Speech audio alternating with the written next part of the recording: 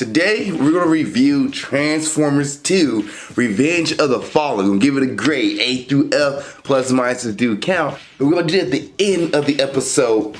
Now, let's go ahead and hop into movie breakdowns. What is movie breakdowns? A movie review series. We look at new and old movies, give them a grade, A through F, plus or minus do count. And if the movie you want me to do, let me know. Please put in the comment section below, and I get to the best I can. Also, Patreon/Ali Zakka for $2 a month. Get the cut in front of everybody and get your review out way before it comes out on Facebook and YouTube.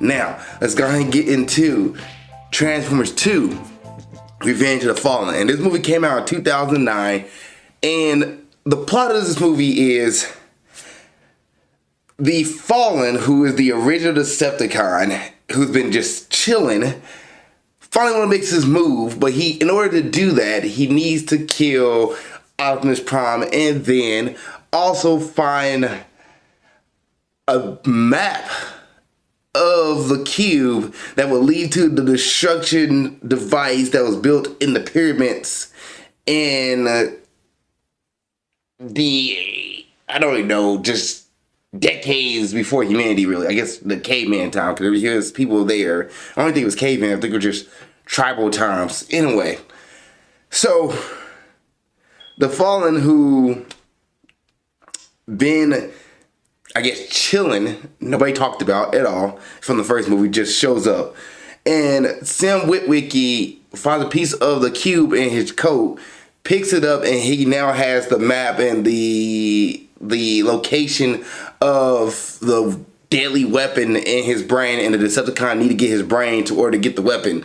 So that's pretty much the gist of Transformers 2, with them trying to search to find the cube weapon thing, destroy the weapon, and defeat the Fallen. That is the gist of Transformers Revenge of the Fallen. Now, I said that in probably, what, a minute, 2 minutes? This movie's 2 hours and 30 minutes long. This movie's long for no reason. The things I like. Transformers. There's a few jokes in the movie. There's a joke about a guy's shirt. There's a friend of mine, he just went to get you a tighter shirt. There isn't a tighter shirt. We checked. And then John, I think Turturro, when he comes back, and John Turturro, when he comes back, and he's like, one man. One man! Alone! Stop saying that! Betrayed by the country he loves. Betrayed by his country. Like, those two things hit for me. I found that stuff very pleased. Also, the Optimus Prime death scene where Optimus Prime's like, well, if I'm gonna go out this way, I'm gonna take all you guys out with me. And he's like, cutting and slashing. And I'm like, that's a pretty cool scene. And then he just kind of like, gets rear-ended by Megatron. And you're like, oh, well, where's the rest of the Autobots? So, and by the way, for me to get to the Optimus Prime death scene and for this to really get to where the plot is going, it takes about 15 minutes to get to that point. The first 50 minutes of this movie, you have the exposition dump between the Fallen explaining everything, and then, or Optimus Prime explaining everything, and then the Fallen showing up. The Fallen shows up in the movie like, well, after Optimus dies, probably about like an hour and 15 minutes into the movie. Like, he shows up like towards like the middle of the movie, and then disappears, and then comes back. So I guess I'm getting to my dislikes right now. Then it comes back at the end of the movie. Optimus Prime teams up with Jetfire. Jetfire, who was a Decepticon, but now Autobot. I don't know how true that is to actual Transformers lore, but in this movie, he is the Autobot, or I guess a Decepticon who doesn't care anymore and became an Autobot. Combines with Optimus Prime, which Transformer Armada, if you watch the anime or watch the cartoon, he does that in that show, which Jetfire was a cool character in Transformer Armada, and then you watch this movie, I remember watching this movie in theaters being so disappointed, like, that's not the Jetfire, the spaceship that I know. What happened to Jetfire? Who are these people? Also, within that first 50 minutes of the movie, if you're not committed to this movie, you're going to walk out in the first 50 minutes. Just saying, because you have Sam and his parents, whose parents nobody really asked for. Like, they're there. You have sexy Decepticon robot girl who, for some reason, doesn't make sense to me. So, Sam goes to college. Okay, Bumblebee can't come with him. He can't take a car to his freshman year at college. Cool, whatever. This Decepticon girl is like following Sam throughout the movie. Like she just shows like she's at the dorm, she's at the college already before Sam gets there. So like how did he know? How did the Decepticon know that Sam's gonna go to this college? But whatever, I guess sound wave is in the sky following everything. So I guess it's not hard for him to pick up like, oh, this is where the girl's gonna go. So or this is where Sam's gonna go. So let's just put the girl there. But why did he use a girl? In any other sense, have they ever made themselves humans? I guess the police car in the first movie had like a cop that was like in the driver's seat, but I don't think the cop ever approached anybody, or maybe he did, but he was a hologram. So the Decepticon was right there. It wasn't that far away. Apparently in this one, the Decepticons can figure out how to make humans into Transformers, and the lady was just stalking Sam. Like, and then at one point she tried to make her move on Sam, and then Sam tried to make out with her. Megan Fox showed up. Megan Fox like, you're cheating on me. He's like, no, I'm not. She stuck her tongue down my throat, and her tongue is a giant whip. I'm not making this up. This is all in the movie, I swear. I'm not making this up. And you have like a Terminator 2 moment where the sexy Decepticon girl is just walking down, hunting people down, and you're just like, oh, okay. And you're like, probably like, Ali, why you keep calling this person sexy Decepticon girl? Because Michael Bay wanted to let you know that this person is extremely hot, even though you might not think it, extremely hot. And everybody in the college just want this girl, so she's the sexy Decepticon girl. That's what her role is. And she shows up. She pretty much destroys everything. People act like they don't see this going on. She blows the whole library up and then keeps going. How they defeat her? They run her over with a car. I kid you not, they run her over with a car. I can't. That's the first I heard of this movie. Is dragged out exposition, college girl, ran over with a car, Decepticon, and you're just like, where's the Autobots at? Where's the movie? Where's the movie? And then, after you get that out the way, you get the Optimus Prime fight scene where Optimus Prime... I was surprised growing up, and I remember as a kid watching this, was like, Optimus Prime murders people? Good Lord. Like, I didn't recognize in the first movie, but in the second one, he's 100% like just ripping people's faces off, cutting people up, and I'm like, oh, he is actually killing people. Like, Optimus Prime's a mass murderer. Like, he is a destroyer, and he doesn't care who gets in the way. I thought Optimus Prime was always a peaceful Autobot, but in this movie, this series, she's like, nah, F peace. We're going in. I'm destroying everybody who gets in my way, saving the day. You're gonna die though. So he's more like the Punisher in this movie versus, the Superman version of the Autobots who like, I won't hurt anybody, we won't kill, we do this. No, he's like, no, y'all all get the ones, come it, run it, tear it up, kill them, Decepticons, which they're probably his brothers. Because it's a civil war. They keep saying it's a civil war. Like, the Decepticons and Autobots fight against each other in a civil war. Yet, he is so quickly to kill Decepticon called Decepticon scum. So, just saying.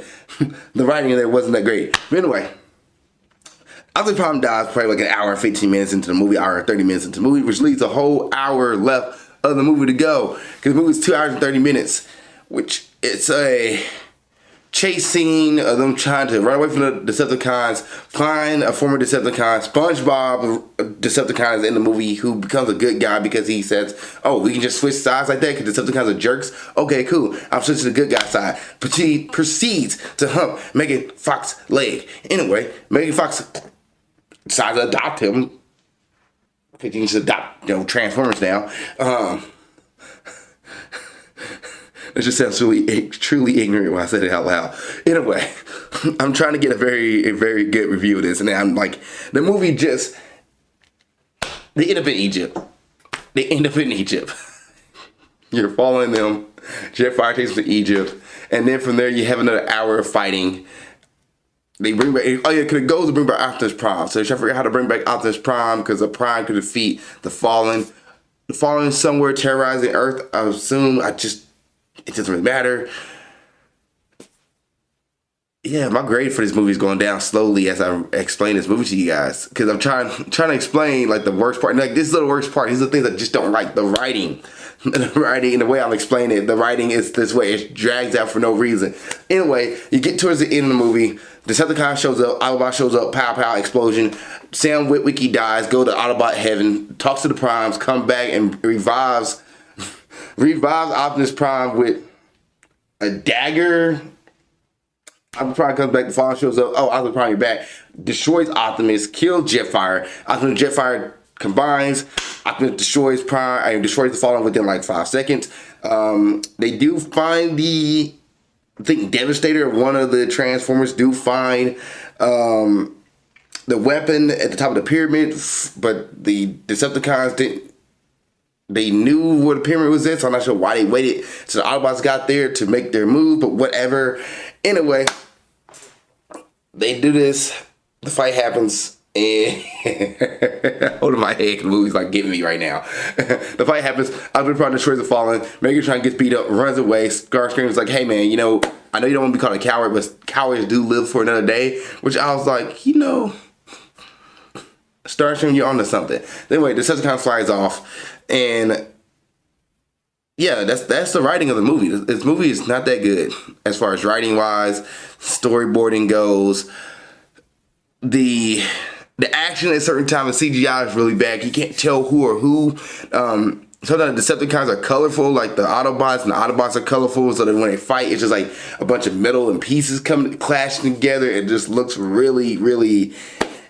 It doesn't look clean or neat. The characters. There's a guy who like Mark Sanchez, a football player, and I'll put a picture of him. It's not Mark Sanchez, but I don't know. He's just there. He exists, and he doesn't come back in other movies. He's like Sam's roommate, but he's just there. John Turturro comes back, who is probably one of the best parts of this movie, but for some reason they wanted us to see his butt crack. I don't know why. I'm not sure whose joke that is. This movie has a lot of jokes in it that also don't land. A bunch of racist jokes, a bunch of jokes where it's like, who was this made for? Because when you watch it, you're like, I don't know, in 2009, it was like, some of these jokes are a little outlandish. Not sure who they're made for, who was writing them, who was the target audience. Because don't forget, majority of people who watch this movie are kids, because kids and teenagers, because it's a Transformers movie. Yet the adults who love watching Transformers when they're younger, going to see it, could get to see it live action, but who was the jokes made for? Yeah, it's like even Sam Witwicky, his progression in this movie, like at the end of the movie, he ends the same way he started. Nothing changes. He's still the same hero he was in the beginning of the movie. He's the hero at the end of the movie. Nothing changes. Megan Fox is here. She's around, but she doesn't really add much to the movie as well. She's just kind of like there as well. Like the two people from the first movie are going through the same things again. I guess they try to bring up a breakup storyline in it, but that's resolved quickly when they realize it's a Decepticon who's trying to get a hold of Sam, and not Sam actually cheating on Megan. So, I don't think he says "I do" to her at the end of the movie. I think he does say "I love you," which you're like, oh my God, she said the L word, "I love you." And she said, like, you said it first, he said it back. Okay, cool, they love each other, but like that took 2 hours and 15 minutes for us to say that part. After all the stuff that was going on, of course you think you'll love somebody after everything you've been through. Like, you're still with them. She could have just walked out at any time, and she said, "No, I'm staying with you." I don't know. Like, it's a movie. It's a movie. There's some jokes that make me laugh, but most of the part, it's a movie. A movie. All right, let's kind of get into cast, directors, and all that good stuff. So, Transformers: Revenge of the Fallen came out in 2009. It's PG-13, 2 hours and 30 minutes. Written or directed by Michael Bay. Written by, I'm gonna mention his name, I think Aaron Cougar, Roberto Orsi, and Alex Kuzman. The budget for this movie was $200 million estimate, and it grossed worldwide $836 million. So yeah, they got their money back. People love Transformers. Sequel to the second one. Like, yeah. Shia LaBeouf, who plays Sam Witwicky, same guy from the first movie, just an older Shia LaBeouf, screaming and yelling, like, and making like goofy face and stuff like that for every little thing, because he had the imprint of the all spark in his brain now, so he's writing out stuff, and the Decepticons can see, and they're following him down, and then I think they get it out of his brain. They cleared it out. Whatever the case may be, they get the map off of him at one point. He just goes to normal, like he doesn't lose his mind anymore. Megan Fox, who played Michaela, she was fine. She's Megan Fox. Like, she's not damsel in distress by any means. She's just there. Like, she doesn't grow. Like, her character arc was complete in the first movie. She's no longer the girl who considered the, too hot girl who really gorgeous, everybody call her beautiful, who don't know how to handle herself and picking wrong guys. She's independent. She's working on bikes, so she loves working on cars, stuff like that. She's working on cars, and bikes and whatnot. She's only shows up because she's Sam's girlfriend, so she's pretty much a side character to Sam, and she's a part of the journey. Like, she brings one of the Transformers with her. One of the Decepticons had to capture it because she's a strong person, and that's pretty much it. She's like, you could have put anybody else in that position too, and been fine as far as character-wise, not the actress, but the character-wise. Like, you can put any other character fill that same role. So, yeah, she was fine. Like, she's there. She's there. Like, I wish Megan Fox had a bigger role and bigger impact and had a bigger story arc, but she doesn't. It's just that she's there with them. Like, her and Sam's story arc are the same. They go back through this again. They end up saving the day at the end of the movie, and they save the day at the beginning of the movie. I guess the only thing with Sam is that, like, instead of him, being with Bumblebee and they're fighting the cube, Sam is actually part of the cube, so he's more the main storyline now. He's more the main MacGuffin now in this movie than he was the first one, but he's still like the same adventurous, save the world kind of person. You have Roman Rodriguez, is he the 15th? That is his name? Hold up. Oh wow, he's the 18th. That's pretty cool. That's under his IMDb name. But anyway, he plays Leo. He's the guy that reminds me of Mark Sanchez. He looks like Mark Sanchez to me. He's just there. He's the guy who kind of helps them move the plot along by getting them to meet John Turturro, who's like a conspiracy theorist guy now. John Turturro is like, he'd been delegated to a restaurant owner, and or a deli owner, and he's like doing conspiracy theory stuff on the side, and Roman has been doing conspiracy theories, and like, this guy's making my stuff, and he shows up and like, John Turturro's like, what are you doing here? Instead of like, what are you doing here? And we need to work together. Okay, let's work together. So that's what that is. That's what he was kind of really there for. But for the most part, he just another guy who makes very racial remarks and just not that good of a dude. Like, his character's not that good of a dude.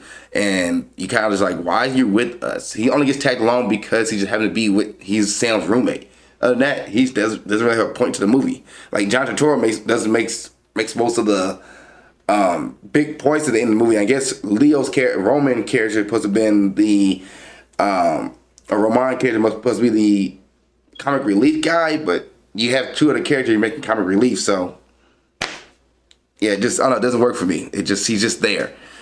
Josh Duhamel and Tyrese Gibson, they're playing the same character it was in the first one. They're just pretty much there.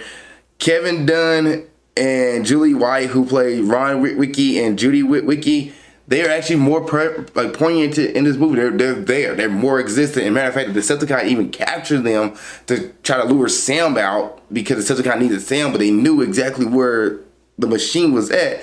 But anyway, they're more poignant in this movie. They're there. They really don't add much to the movie. The mom takes an edible cookie at one point and then just loses her mind, and you're just like, but why? But why? Yeah, it's just, they was there. They was there. Then let's get into the Transformers. So you have Optimus Prime. Prime was dead majority of this movie, actually. He was dead for majority of this movie. He gets stabbed and dies, but like, when he comes back, he is very like violent. Like, he rips the fallen face off, like just straight, yeah, his face off. So yeah, Jetfire, they made him an old Transformer. He was one of the coolest things about Transformer Armada, if you remember that series. And this movie, he was like the old man jokes, and just like, why? But why? So yeah, it's trash. Like, as far as what they do to Jetfire, and man, he just did more exposition dump. Megatron, So Megatron comes back, and by the way, I guess Optimus Prime is voiced by Peter Quillen, who's one of the original Optimus Prime voice actors.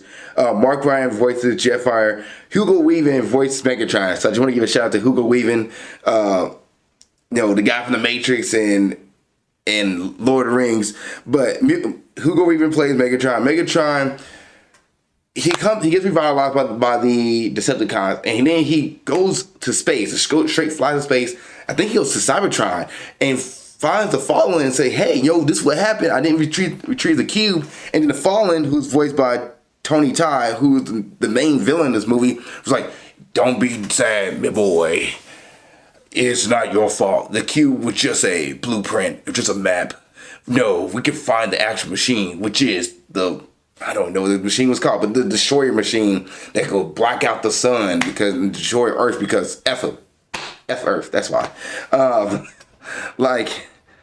So Megatron comes back for let his boss know the Fallen, who apparently nobody mentioned in the other movie. The Fallen didn't exist in the other movie. If Megatron was gone, the Fallen should just send somebody else to Earth to get the cube all spark, but no, they didn't. Megatron just been sitting there with the cube the whole time, nobody cared. Nobody cared. Megatron was hidden for 80-something years, and nobody cared until now Megatron's back, and it's first question the Fallen should ask, where the heck you been at? But no, it's okay, sure. And the Fallen gets destroyed because it's a pointless character. He's literally nothing. Also, you have Isabel Lucas, who played Alice. She is the college student who was hunting down, the college Decepticon who was hunting down Sam Witwicky. Then you have Tom Kelly, who plays Willie. And so SpongeBob, the voice of SpongeBob is in this movie, and to me, I think that's just hilarious. I heard it and I was like, wait a minute, ain't that SpongeBob and the Ice King and so many other characters? Yes, 1000%. And then the two robots that I need to find their name, it is Skid and Mudflap. And Skid is actually voiced by Tom Kenny. So Tom Kenny is playing two characters in this movie. And Mudflap, who is voiced by Reno Wilson. So they are the twins in this movie, and they are very notable in this movie for being very racist characters. Depictions of them, and they're really not great characters. And one of them dies, forget which one it was, but they one was I can't read, and I want to say stupid stuff to each other. They're twins, and they're really front and center. They're Optimus, Bumblebee, then Mudflat and Skids, those two. And you're who are these characters? Who are these jokes made for? But that's the cast I wanted to talk about. Now, let's go ahead and get into any last thoughts. The music is still solid. The music's still there. They still play some Linkin Park music and other music, but the score, the original score is still there. The CGI is just not the good. It's not the best. It's not great. The movie, the time of the movie is bad. The pacing of the movie is not that good. Yeah, I don't have any other thoughts. I'm just going to get into, this is a Friday movie. Now, I don't think everybody's going to be entertained, so don't watch this on a Friday night. It's not that kind of movie. And grading time. I'm going to grade Transformers Revenge of the Fallen. I'm going to give this movie a D, a 65%. I'm going to give it a 65%. Because there's some stuff in this movie that I did laugh at. There was a few jokes that I laughed at, and then I was entertained at some of the action sequences, but for the most part, this movie's long for no reason. The pacing of the movie is not that good. There's characters who get introduced to why they're there. The writing of this movie is not strong at all. Why are you writing for them you gotta get them to Egypt, so you know how you want to finish the movie, but to get them there, you're just kind of all over the place.